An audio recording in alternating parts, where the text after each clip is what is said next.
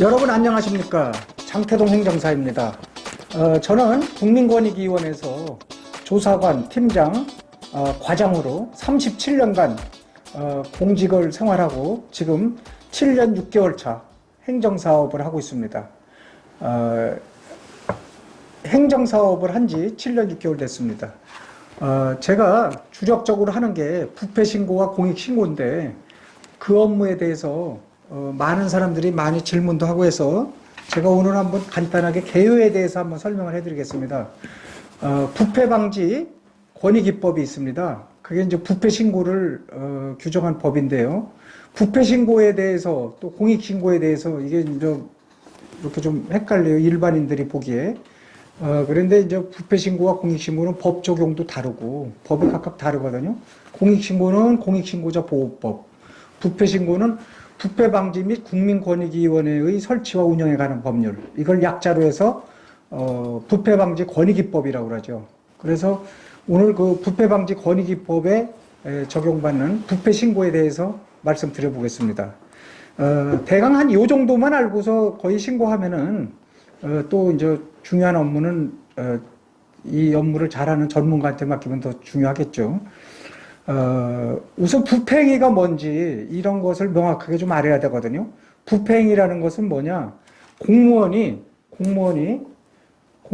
자기 또는 자기 이득을 취하는 겁니다. 법에서 이렇게 규정된 것을 남용하거나 법률을 위반해서, 다시 말씀드리면 공무원이 주체입니다. 공무원이 자기 지위와 권한을 남용하거나 법률을 위반해서 자기 또는 제3자의 이익을 취하는 것. 그 공무원이 뭐 법을 위반해서 자기 또는 제3자의 이득을 취하는 것. 이게 큰 하나의 그 부패신고 고리고요. 또 하나 고리는 공공기관의 예산의 사용, 뭐 예산을 뭐 낭비한다든지 뭐 예산을 떼어먹는다든지 여러 가지가 있겠죠. 예산의 사용. 그다음에 공공재산이 있어요.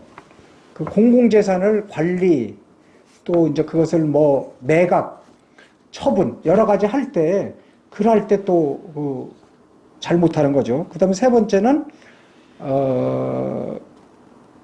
뭐를 얘기하냐면은 세 번째는, 그 당사자를 계약으로 하는 계약의 체결이 있어요. 그러니까 예산 사용, 쉽게 얘기해서 예산 사용. 두 번째는 재산의 관리. 재산 뭐 매각도 들어가죠. 재산의 관리. 그다음에 세 번째는 계약 체결하는 거. 그래서 요 세 가지에서 공공기관의 예산을 손해보게 하는 행위, 예산을 손해보게 하는 행위, 이렇게 쉽게 설명하면 되겠네요. 그러니까 그러고 그 외에 이러한 행위를 권고하거나 유인하거나 뭐 권유하거나 제의하거나 이런 거, 그거를 이렇게 하도록 시키는 거나 뭐 이렇게 하는 것도 부패행위에 들어가요. 요게 이제 잘 알아야 돼요. 부패행위가 뭐냐? 공무원의 법률 위반 행위로 이득을 취하는 거. 자, 첫 번째. 두 번째는 공공기관의 예산 사용, 재산의 처분. 그 다음에 또 계약 체결. 제가 자꾸 그게 잘 생각이 안 나요. 그 계약 체결. 그런 거에 있어서 공공기관에 손해를 끼치는 경우, 그리고 이제 그 외에 그것을 뭐 하자고 이렇게 시키거나 권유하거나 뭐 제의하거나 유인하거나 이런 거 전부 들어가는 거예요. 그래서 부패행위라는 그 개념을 정확하게 알면은 부패 신고가 어렵지 않다, 이렇게 말씀드릴 수 있습니다. 그 다음에 이제 그럼 부패행위는 어디다 신고하냐? 국민권익위원회에 할 수 있어요. 국민권익위에만 해야 돼요. 다른데 수사기관이나 뭐 감사기관, 그거에 대한 감독기관, 해당 기관에 하면은 부패신고 보상금 받기가 상당히 어렵다. 물론 포상금은 받을 수 있는데 포상금과 보상금은 차이가 많이 나거든요. 그래서 이제 보상금을 받아야 되니까 우리가, 그래서 국민권익위원회 해야 된다. 왜냐하면 국민권익위원회가 부패신고, 또 우리나라 부패방지, 청렴, 이런 질서, 이런 거를 권익위가 총괄하기 때문에 부패신고 업무는 반드시 권익위에 해야 한다. 이렇게 이제 생각하시면 됩니다. 그리고 이제 신고할 때는 신고 대상, 이런 신고 취지 여러 가지를 이제 명시하게 돼 있는데요. 반드시 문서로서 해야 됩니다. 문서로서 해야 되는데, 잘못한 걸 상세하게 적으면 됩니다. 어려움은 없는데, 그래도 이제 좀 체계를 갖춰서 그렇게 잘하면 좋다는 얘기입니다. 그리고, 그 중에서 이제 가장 중요한 게 증거다. 증거 자료를 반드시 첨부해야지. 증거 자료 없으면은 그날 그 순간 벌써 그냥 싹 없애버리는 거예요. 처리도 안 해. 증거 자료가 없으면은. 또 신빙성 없는 증거 자료, 엉뚱한 증거 자료 이런 거 들이대면은 그 신고로서 인정을 안 해줘요. 자, 그 다음에 이제 부패 신고가 권익위에 접수가 된다. 그럼 권익위원회에서 검토를 해서 이것을 이제 조사기관이나 수사기관이나 정부 부처나 이런 감사기관이죠. 이런 데다 다 다시 이첩을 해서 조사하라고 권익위에서 통보를 해요. 그런데 이첩을 하라고 조사를 시키려면은 국민권익위원회의 그 부패방지 소위원회 의결을 거쳐야 됩니다.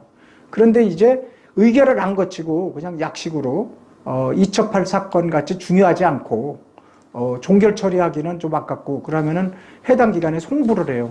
국장까지 결재를 맡아서 송부를 하고 있습니다. 그러면 이제 일단 위원회가 접수가 된다. 부패 신고가. 그러면은 우선 신고자에 대해서는 정확히 조사를 하거든요.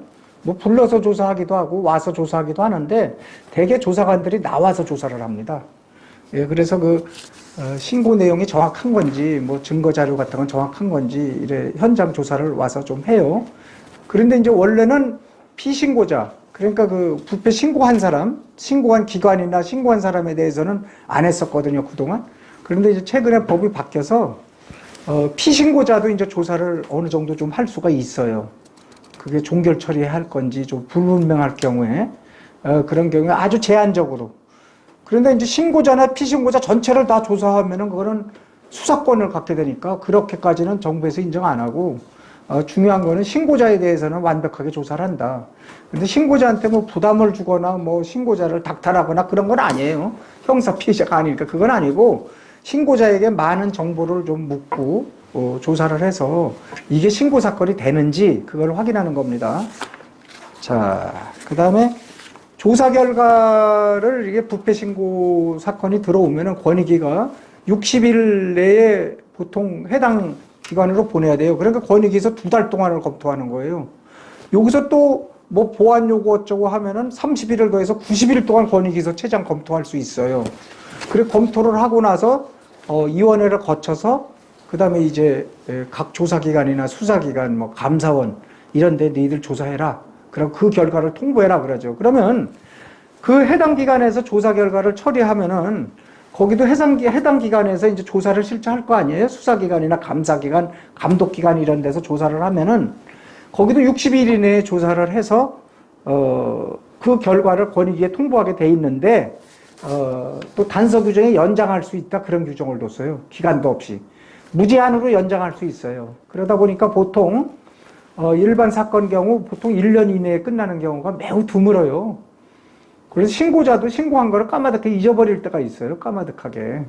그래서 이게 좀 많이 개선이 돼야 되는데 이게 이제 되게 수사기관이나 이런 조사기관이 많이 업무가 밀리니까 또 지금 검경 수사권 이렇게 분리가 되고 이제 독립이 되다 보니까 경찰의 일이 엄청 많으니까 수사건이 몇십 건씩 쌓아두고 이러는 것 같더라고요. 그러다 보니까 제때 처리를 못 한다.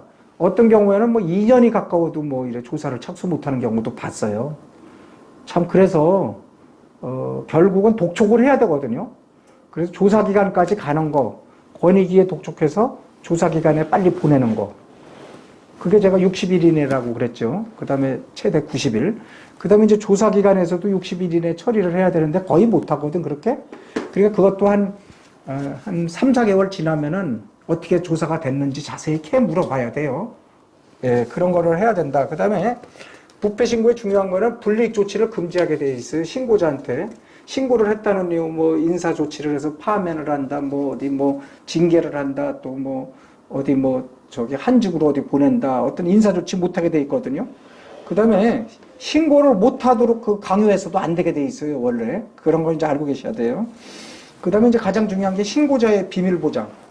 이제 이게 법 제64조에 나오는데 이게 정확하게 아셔야 됩니다. 신고자에 대해서 이름을 거명해도 안 돼요. 그리고 대충 누가 이렇게 얘기를 하면은 이런 말이 나오거든요. 누구든지 이 법에 따른 신고자라는 것을 알면서 그의 인적사항이나 그가 신고자임을 미루어 알 수 있는 사실을 다른 사람에게 알려줄 수 없고 공개 또는 보도해서는 안 된다. 그러니까 신고자가 그 사람인 것 같다. 이렇게 추측만 하게 해도 안 된다 이거예요. 신고자가 누구다 이렇게도 안 되고 이러이러한 얘기를 하면 대충 누군지 알게끔 하는 것도 안 된다는 얘기예요. 그래서 이런 거에 대해서는 철저히 법의 보호를 받는데 5년 이하 징역, 5천만 원 이하 벌금까지 이거 받아요. 그래서 가장 엄한 죄가 이거기 때문에 이쪽 부패 방지 업무 종사하는 그런 수사기관이나 권익위원회 다 마찬가지예요. 그래서 신고자 보호에 아주 철저를 기하고 있거든요. 그래서 요거에 대해서는 확실하게 그걸 알고서 신고자 누설이 안 되도록 그렇게 해야 됩니다. 자, 그러면 신분 공개에 동의를 해라, 비동의하라 이걸 물어봐요, 권익위원회에서. 그러면 신분 공개를 비동의한다. 그러면은 권익위원회에서 수사기관에 보낼 때 내 이름과 내 주소, 내 인적사항은 하나도 안 보여. 그럼 수사기관에서 수사를 못해. 그래서 신분 공개는 동의를 하는 게 좋아요, 무조건. 동의는 한다고 해서 수사기관, 조사기관, 감독기관에서 담당자들이 내 신분을 미루어서 알 수 있게 하는 거, 이런 것만 해도 외부에 제공하면은 개덜이 실형을 살기 때문에 절대 그렇게 할 수 없어요. 그러니까 신분 공개 비동의해서 아예 수사도 못하게 해서는 안 돼요. 이게 제도가 지금 많이 바뀌어야 되거든요.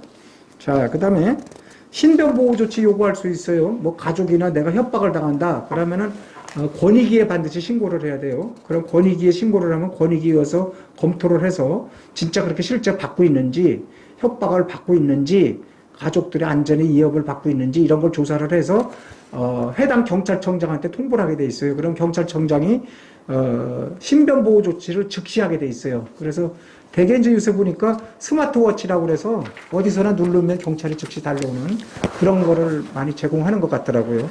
경찰이 일일이 따라다니지는 못하겠죠. 엄청나는 건수가 많은데.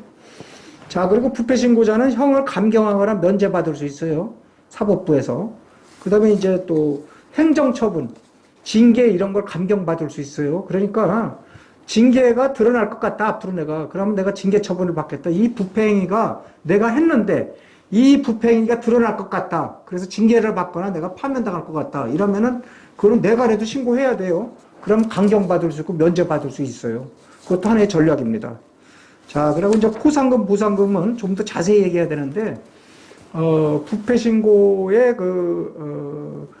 권익위원회에 이렇게 제출했는데 그 돈을 환수하거나 이 낭비된 돈이 이렇게 회수가 된다. 그렇게 되면은 이제 보상금을 받을 수 있어요. 그런데 뭐 돈을 회수한 거는 없지만 그게 제도적으로 또는 어떤 공공기관의 어떤 재산상의 손실 방지라든지 또 뭐 부패 신고를 해서 공익의 증진을 가져왔다. 뭐 이렇게 돈은 실제 부패로 인해서 떼먹은 돈을 회수하지는 못했지만 그 신고로 인해서 상당히 공공의 이익을 증진했다. 그럴 경우에는 포상금을 지급해요. 그런데 포상금은 권익위에서 지급하는 게 아니고 해당 기관에서 신청을 했을 때 권익위에 그때 주게 돼 있어요. 그래서 포상금은 또 많은 액수는 아니에요. 또 나중에 이제 보상금에 대해서 별도로 또 말씀을 드려야 됩니다. 자, 그러면 이제 신고자는 이렇게 환수 통보를 받으면은 최종으로 부패 신고 결과를 통보받으면은 통보를 받은 때 90일 이내에 보상금 지급 신청을 해야 돼요, 권익위에.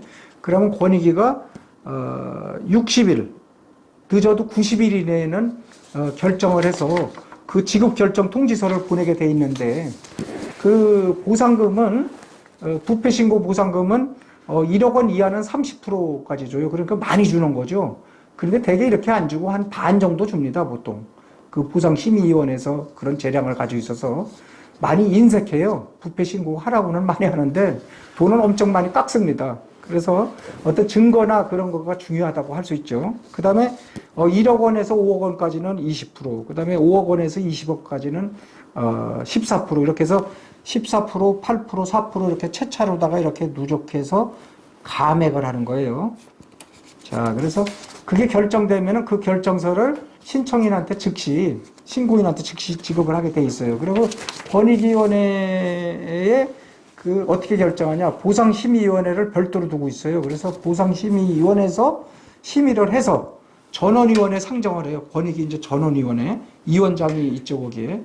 지금 위원장은 김홍일이죠. 그래서 이제 전원위원회 14명이 그걸 결정을 하게 돼 있어요, 최종. 그런데 이제 보상심의위원회에서 미리 다 거기서 칼질도 하고, 다 증거도 거기서 다 하고, 거기서 다 하는 거예요, 실질적으로. 보상심의위원회를 따로 두고 있어요. 그리고 제가 아까 이제 거기서 하나만 더 얘기하면은, 불이익을 줬다, 부패 신고자들한테.